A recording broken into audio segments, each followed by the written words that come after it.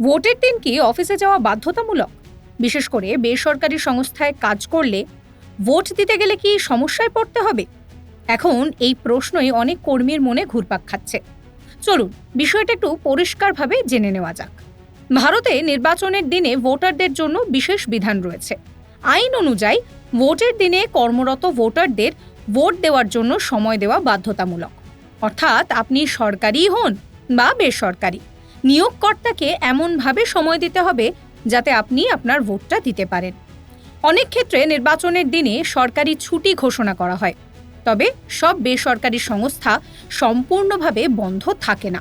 কিন্তু সংস্থা খোলা থাকলেও কর্মচারীদের ভোট দেওয়ার সুযোগ করে দেওয়া আইনগতভাবে জরুরি।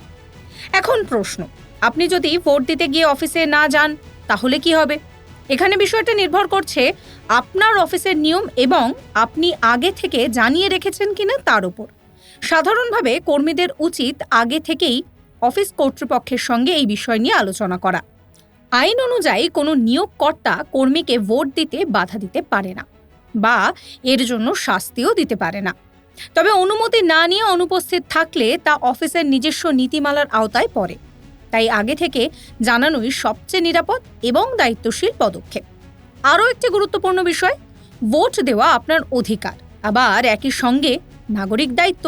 তাই কর্মক্ষেত্রের সঙ্গে সমন্বয় রেখে ভোট দেওয়ার পরিকল্পনা করাটাই বুদ্ধিমানের কাজ। সব মিলিয়ে ভোটের দিন অফিস থাকলেও চিন্তার কিচ্ছু নেই। আপনার অধিকার অনুযায়ী সময় নিয়ে ভোট দিন, আর প্রয়োজন হলে আগে থেকে অফিসকে জানিয়ে রাখুন। সচেতন থাকুন, নিজের অধিকার জানুন এবং অবশ্যই ভোট দিন। এবারে ভাই ভোটের লড়াই এই এখানেই দেখবো।